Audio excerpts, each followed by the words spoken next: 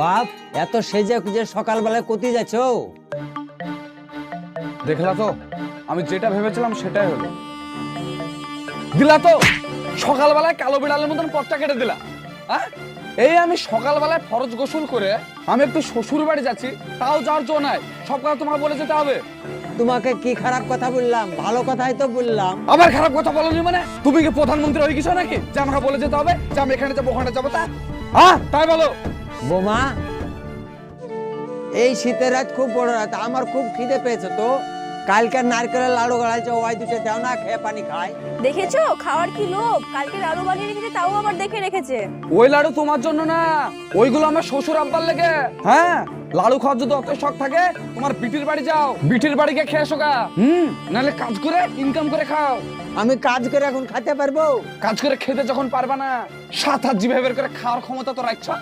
হ্যাঁ, দুবেলা খেতে দিচ্ছি, তোমার ভাগ্য ভালো, বুঝলা? বেশি কথা বলে বাড়ি থেকে বার করে দেবো, নাহলে যে দুবেলা খেতে পাচ্ছ সেটাও বন্ধ করে দেবো। এই চলো।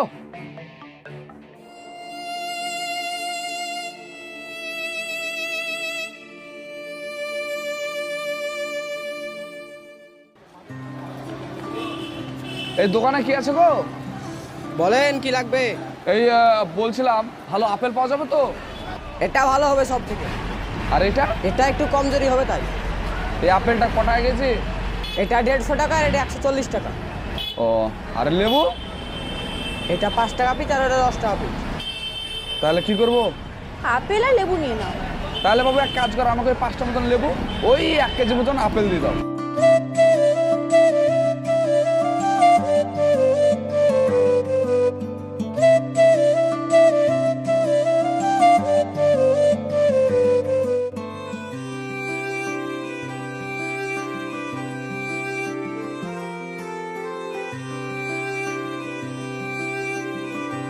কাকা দেখেন তো কত টাকা হলো?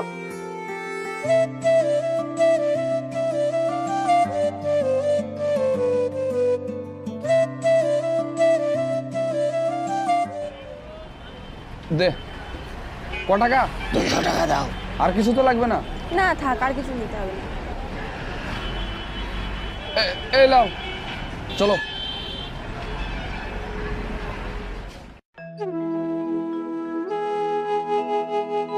কই বাবা? তোদের এতক্ষণ লাগলো আসতে? আমি সে সকাল থেকে তাকিয়ে আছি রাস্তা থেকে, কখন আসছে আসছে করে, আর এতক্ষণে এসে পৌঁছাচ্ছিস? আর বলো না বাবা, এই বৃষ্টির জন্যই তো দেরি হয়ে গেল, না হলে তো কখন চলে আসতাম। ভালো আছেন আব্বা? এতক্ষণ আমি ভালো ছিলাম না, আমার বাড়ি তোমরা এসেছো, এখন আমি ভালো হলাম। গোলাপ ফুলের বাগানে যখন গোলাপ ফুল ফুটে দেখতে খুব সুন্দর লাগে, তোমরা আমার বাড়িতে এসেছো, আমাকে খুব ভালো লাগছে। কি কথা বলছেন আব্বা আপনি? তুমি তো আমার জামাই না, আমার ছেলের মতো, বুঝলে? বাপ, কাজ কাম কেমন চলছে তোমার? হ্যাঁ, খুব ভালো চলছে। তাহলে বিয়েকে দুদিন পাঠিয়ে দিলেন, এখন আমার বাড়িতে বেরিয়ে যাচ্ছ? আর বলেন না, আব্বার শরীর খুব খারাপ, চলাফেরা করতে খুব অসুবিধা হয়েছে। মাস গেলে 10,000 টাকার ওষুধ লাগে, বুঝলেন? শরীরটা একটু ঠিক হোক, আমি নিজে আপনার বাড়িতে পাঠিয়ে দেবো। ঠিক আছে, শরীর ঠিক হলে পাঠিয়ে দিও। হুম। হবে? আচ্ছা বাবা, এইটা রেখে দাও।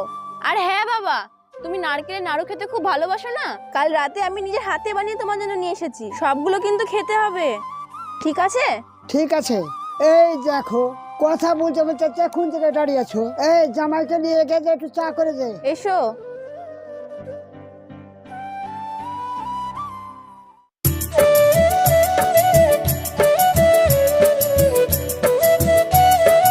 কি ব্যাপার মাইনুল ভাই, সকাল সকাল পড়ালে কোথায় গেছো? একটু শ্বশুর বাড়ি যাব। আরে আমি জীবনে ঢের ঢের পাগল দেখেছি, তোদের মতন পাগল তো আমি একটাও দেখিনি রে। ঠান্ডা থেকে শিয়াল কুকুর মরে গেল নাকি এভাবে আগুন পোয়াচ্ছিস? এই একটু ঠান্ডা লাগছে ভাই।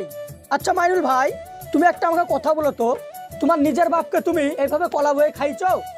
পাগলা, আমার বাড়িতে কলা পচছে রে। হ্যাঁ, তো আমার বাপ খেতে পারবে না? ও, আমি তো ভুলেই গেছি, এক কাপ চাইটা কোনদিন খাওয়াই না, তো কলা তো দূরের কথা।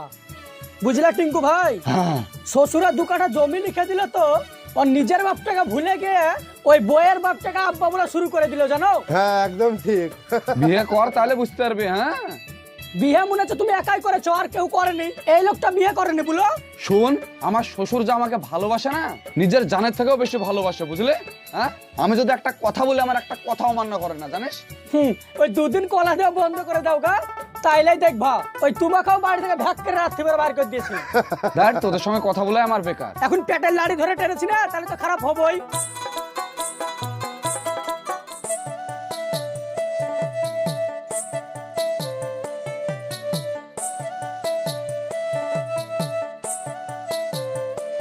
কই শ্বশুর আব্বা? আরে জামাই বাবাজি, হঠাৎ কি মনে করে? এই হঠাৎ বলতে কালকে ওই জমির কলাগুলো সব বিক্রি করলাম, তো এই এক কান মতন এড়ে ছিল, তো বউটা বললো যে বাড়িতে পচে পচে নষ্ট হয়ে যাবে, যাও আমার আব্বাকে একটু দিয়ে আসো গা। তাই দেখেন আপনাকে দিতে আসলাম। দেখো জিনি, আমি একা মানুষ, এত কলা আমি একা খাইতে পারবো? আমি কি করে বলবো বলেন? আপনার মেয়ে বললো তাই দিতে আসলাম, আর যদি না দিতে আসতাম তাহলে তো বাড়িতে কুরুক্ষেত্র শুরু করে দিত। ঠিক আছে, যাও নিয়ে গিয়ে বাড়িতে একটু বসো। না, আমি বসবো না, আমার খুব কাজ আছে। আর একটা কথা, ওই বইকালে আপনার মেয়ে একটা মুরগি কেটেছে, দেশি মুরগি, তো গিয়ে একবার খেয়ে আসবেন। হ্যাঁ আচ্ছা ঠিক আছে, যাও ঠিক আছে, একটু বাড়িতে গিয়ে বসো। না না, আমি বসছি না, আমি রেখে চলে যাবো, আমার প্রচুর কাজ আছে। তাহলে যাও, কাজটা আমি করি।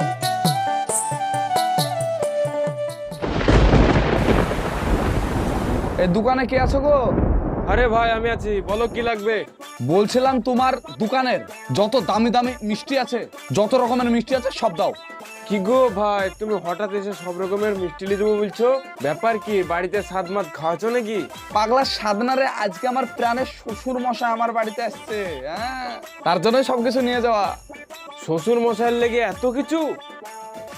আরে আমি যখন শ্বশুর বাড়ি যাই, আমার শ্বশুর আমাকে মাটিতে বসতে দেয় না, জানিস? সকল সময় মাথায় চাপিয়ে রাখে, জামাই এটা খাও, জামাই ওটা খাও, জামাই এটা করো, জামাই ওটা করো না।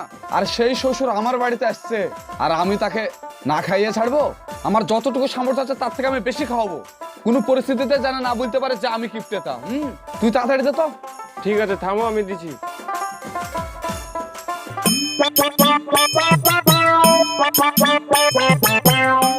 আরে ওই ওই গুড়ের মিষ্টি কেনা 10 টাকা বেশি করে দে না। হ্যাঁ, আর ওই কালো মিষ্টি 5টা দে।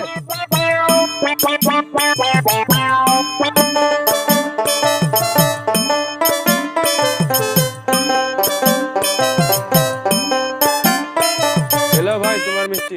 ক টাকা? 500 টাকা দাও। এলে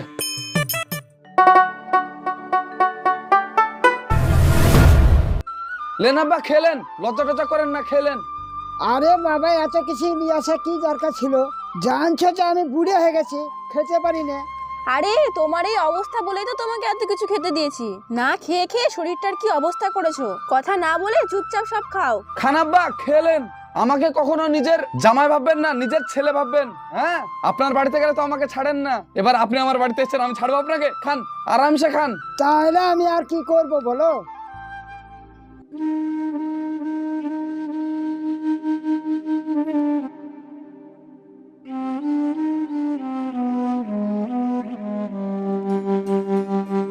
বৌমা, আমার খিদেতে পেট চুচু করছে, দুটো খাইতে দাও না। এদিকে দেখতে পাচ্ছ আমার শ্বশুর এসেছে, খাইতে বসেছে, আর পক্কর চলে এসছো। খাইতে দাও, জীবনে খেতে পাও না নাকি? সকল সময় খাই আর খাই। তোমাকে না বললাম না যতক্ষণ না আমার শ্বশুর যাবে ততক্ষণ তুমি বাড়িতে ঢুকবা না? তারপরে চলে এসছো, বাড়াও বাড়াও বাড়ি থেকে। আব্বা উঠো। উঠেন উঠেন। আরে ভাই, তুই আব্বাকে ধাক্কা মেরে ফেলে দিলি কেন? তুই হঠাৎ বাড়িতে? আমি যদি না আসতাম তোর আসল চেহারা দেখতে পেতাম না। নিজের শ্বশুরটাকে ভালো মন্দ খাইতে দিয়েছিস, আর আমার আব্বাকে ধাক্কা মেরে ফেলেছিস। আরে ভাই, আপনি পারছেন এইভাবে আপনার আব্বাকে লাথি মেরে ফেলে দিতে? তোমাকে মানা করি, ব্যাটে বাড়ি থাকতে হবে না, ব্যাটে লাঠি হাতে দেবে, তুমি এখানে পড়ে থাকবা। আজই চলো তুমি আমার বাড়িতে, এখানে থাকতে হবে না। আব্বা, আপনাকে আর এক কুলাঙ্গা ছেলে বাড়িতে থাকতে হবে না, আপনি আমার বাড়িতে চলেন, আমার বাড়িতে থাকবেন। চলো আমার বাড়িতে আব্বা। যাও লি যাও, দুদিন পুষো, তাহলে বুঝতে পারবা কি অত্যাচারটা। খান আব্বা, আপনি খেলেন, ওসব কথা বাদ দেন।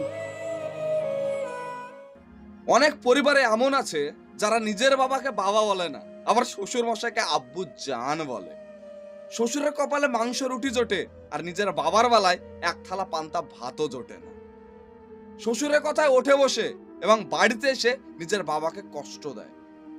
তাই আপনাদের কাছে আমার একটা রিকোয়েস্ট, শ্বশুর মশাইকে যেভাবে আপনারা খাতির যত্ন করেন, বেশি না তার 1 ভাগ নিজের জন্মদাতা বাবার যত্ন নেবেন। সো ভালো থাকবেন, সুস্থ থাকবেন, দেখা হচ্ছে আপনাদের সঙ্গে আবার নেক্সট ভিডিওতে।